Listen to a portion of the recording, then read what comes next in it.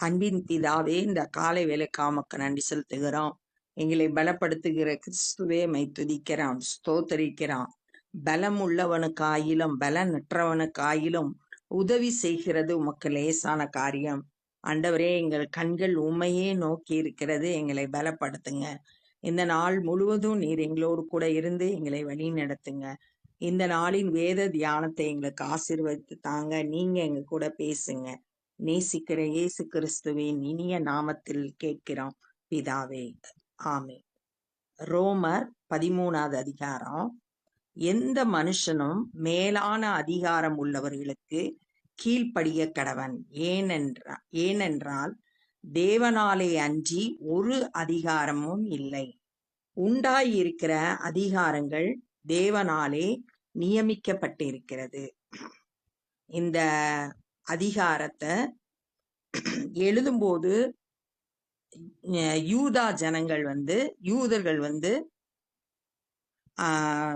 ரோமர்களுக்கு அடிமைகளா இருந்தாங்க. அவங்களுக்கு அதிகாரியா இருந்த நீரோ மன்னன் ரொம்ப கிறிஸ்தவங்களை கொடுமைப்படுத்துகிறவனா இருந்தான். நிறைய கஷ்டங்களை கிறிஸ்தவங்க அனுபவித்து வந்தாங்க. அப்ப அவங்களுக்குள்ள அதிகாரம் உள்ளவங்களுக்கு கீழ்ப்படியணுமான்ற எண்ணம் ஏற்பட்டுச்சு. அந்த நேரத்துல ரோமாபுரியில இருந்த கிறிஸ்தவங்களுக்கு பவுல் எழுதுற கடிதம் தான் இந்த இந்த இந்த அதிகாரம். எந்த மனுஷனும் மேலான அதிகாரம் உள்ளவர்களுக்கு கீழ்ப்படிய கடவன். யாரா இருந்தாலும் மேலான அதிகாரம் உள்ளவர்களுக்கு கீழ்ப்படியணும். ஏன்னா தேவன் தான் அந்த அதிகாரத்தை அவனுக்கு கொடுத்திருக்காரு. அவங்க தேவனால நியமிக்கப்பட்டவர்கள் அப்படின்னு சொல்லிட்டு சொல்லப்பட்டிருக்கு. ஆனா அப்ப அதிகாரத்துல உள்ளவங்க தேவனுக்கு விரோதமான காரியங்களை செய்ய சொல்லும் போது கீழ்ப்படிய வேண்டிய தேவையில்லை.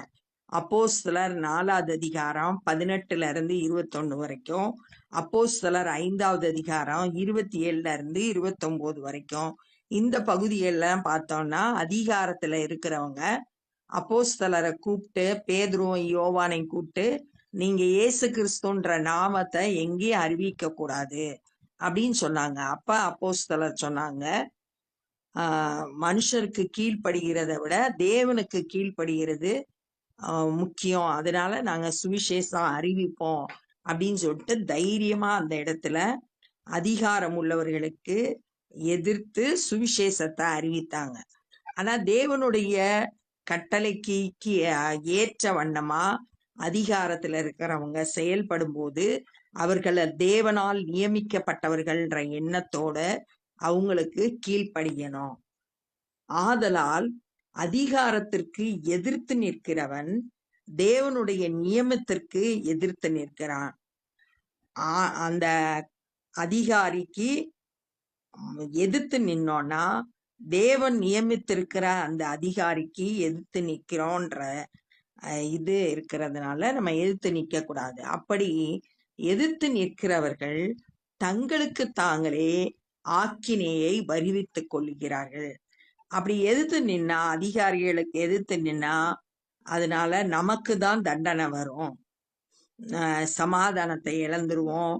ஒரு சந்தோஷமான சூழ்நிலைகள் வேலை செய்கிற இடத்துல இல்லாம போயிடும். அதனால அதிகாரம் உள்ளவர்களுக்கு எதிர்த்து நிற்க கூடாது. மேலும் அதிகாரிகள் நற்கிரியைகளுக்கு அல்ல, துர்க்கிரியைகளுக்கே பயங்கரமாய் இருக்கிறார்கள். அதிகாரத்துல இருக்கிறவங்க இப்ப நம்ம நல்லது செய்யும் போது அவங்க பயங்கரமா இருக்க மாட்டாங்க.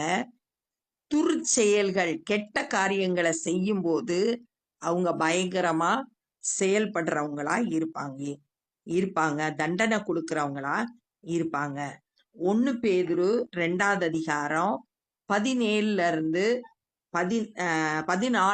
17 வரைக்கும் பேதுரு கூட தன்னோட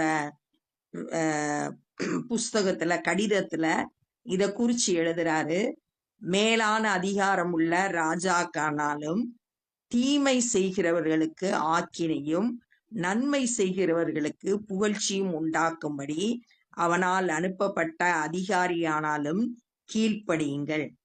நீங்கள் நன்மை செய்கிறதுனாலே புத்தீனமான மனுஷனுடைய அறியாமை அடக்குவது தேவனுடைய சித்தமாய் இருக்கிறது அப்படின்னு சொல்லிட்டு அங்க 1 பேதுரு 2வது அதிகாரத்துல நம்ம வாசிக்கிறோம்.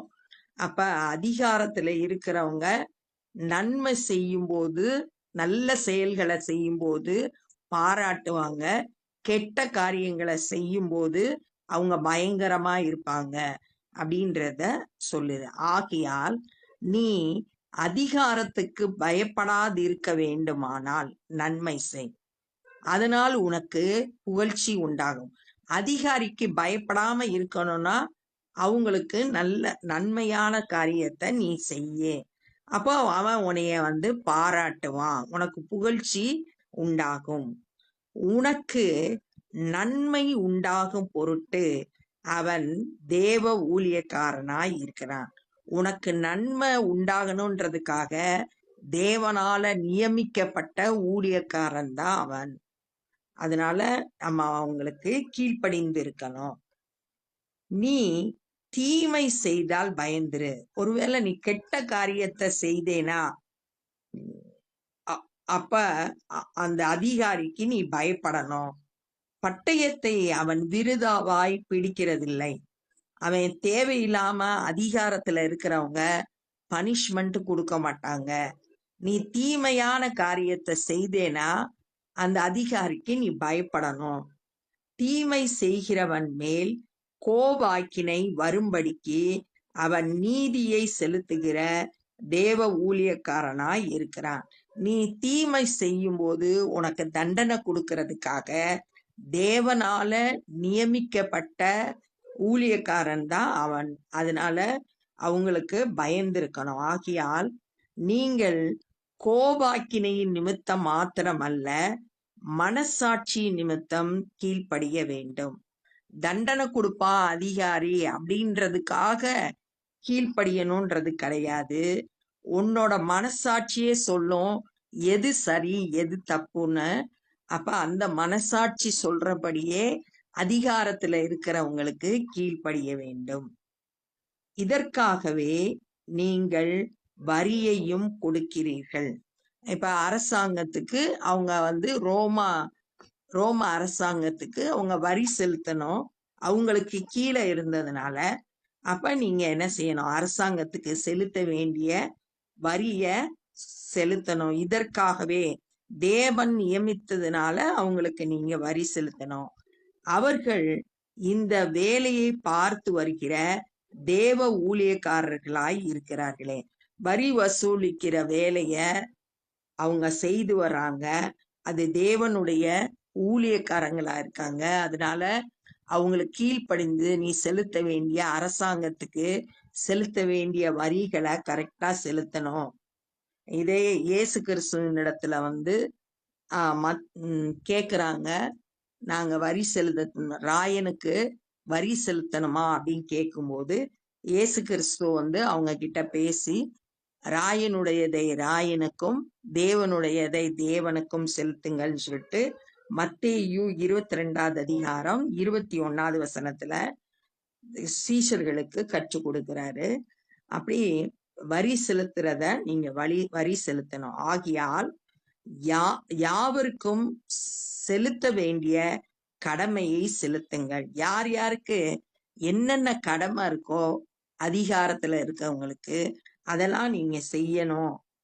எவனுக்கு வரி செலுத்த வேண்டுமோ அவனுக்கு வரியையும், எவனுக்கு தீர்வை செலுத்த வேண்டுமோ அவனுக்கு தீர்வையும் செலுத்துங்கள். எவனுக்கு பயப்பட வேண்டுமோ அவனுக்கு பயப்படுங்கள். எவனை கனம் பண்ண வேண்டுமோ அவனை கனம் பண்ணுங்கள். யாருக்கு டாக்ஸ் செலுத்தணுமோ வரி செலுத்தணுமோ வரி செலுத்து. யாருக்கு கஸ்டம்ஸ் அப்படின்னு சொல்றாங்க அந்த இது செலுத்தணுமோ அவங்களுக்கு தீர்வையை செலுத்தணும்னா அவங்களுக்கு தீர்வையை செலுத்து. யாருக்கு பயப்படணுமோ அவங்களுக்கு பயப்படணும்.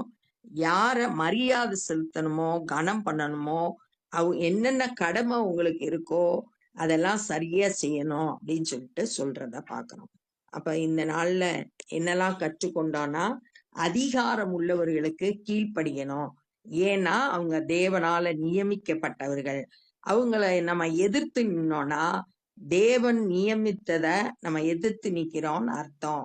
அது அதிகாரத்துல எதிர்த்து நின்னோம்னா, அது நமக்கு தான் தண்டனையை கொண்டு வரும். அதிகாரத்துல இருக்கிறவங்களுக்கு நன்மை சேர்ந்தோம்னா அதனால நமக்கு புகழ்ச்சி தான் உண்டாகும். அதிகாரிகளுக்கு நம்ம பயப்பட வேண்டியதில்லை. தீமை செஞ்சா அதிகாரிகளுக்கு பயப்படணும். ஏன்னா தீமை செய்கிறவங்களுக்கு அவன் அதிகாரி தண்டனை கொடுப்பான். அவங்க எல்லாம் தேவனால நியமிக்கப்பட்டவர்கள் அப்படின்னு சொல்லியிருக்கு. அந்த தண்டனைக்கு பயந்து கீழ்ப்படியணும்னு தேவையில்லை. உன்னோட மனசாட்சியே சொல்லும் எது சரி எது தப்புன்னு. அதனால அதன்படி அதிகாரம் உள்ளவர்களுக்கு கீழ்ப்படியணும். யாருக்கு வரி செலுத்தணுமோ அவங்களுக்கு வரி செலுத்தணும். யாருக்கு தீர்வை செலுத்தணுமோ அவங்களுக்கு தீர்வை செலுத்தணும். யாருக்கு பயப்படணுமோ அவங்களுக்கு பயப்படணும். யாரை கனம் பண்ணணுமோ அவங்கள கனம் பண்ணணும். இந்த மாதிரி என்னென்ன கடமை நமக்கு இருக்கோ அந்த கடமைகள் எல்லாம் நம்ம செய்து முடிக்கிறவங்களா காணப்படணும் அப்படின்னு சொல்லிட்டு, ஒரு கிறிஸ்தவங்க நம்ம வேலை செய்கிற இடத்துல எப்படி இருக்கணும் அப்படின்றத இந்த நாள்ல நம்ம கற்றுக்கொண்டோம். இப்ப நம்ம ஜெபம் பண்ண போறோம். அன்பின் பிதாவே, இந்த நாள்ல கூட அரசாங்கத்துல அதிகாரியா இருக்கிறவங்களுக்கு கீழ்ப்படியணும் அப்படின்றத நாங்க கற்றுக்கொண்டோம். அத அவங்க தேவனால நியமிக்கப்பட்டவர்கள் அப்படின்றத நாங்க கற்றுக்கொண்ட ஆண்டவரே.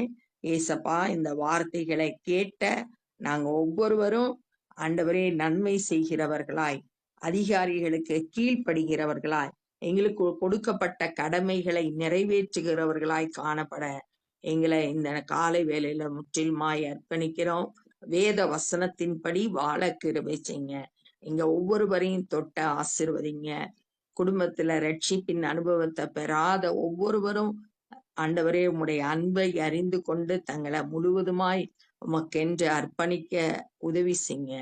இந்த நாள்ல சுவிசேஷ பணியை செய்கிற ஒவ்வொருவரையும் உடைய கரத்துல எடுத்து பயன்படுத்துங்க. அநேகர் இந்த நாள்ல ரட்சிக்கப்பட உதவி செய்யுங்க. நாங்களும் மற்றவர்களுக்கு உம்முடைய அன்பை சொல்ல கிருபை தாரும். எல்லா துதிக்கன மகிமையும் உமக்கே செலுத்துகிறோம். நேசிக்கிற இயேசு கிறிஸ்துவின் இனிய நாமத்தில் கேட்கிறோம் பிதாவே, ஆமென்.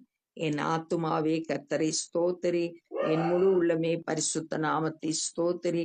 என் ஆத்துமாவே கர்த்தரை ஸ்தோத்திரி, கர்த்தர் செய்த சகல உபகாரங்களை மறவாதே. ஆமென். God bless you.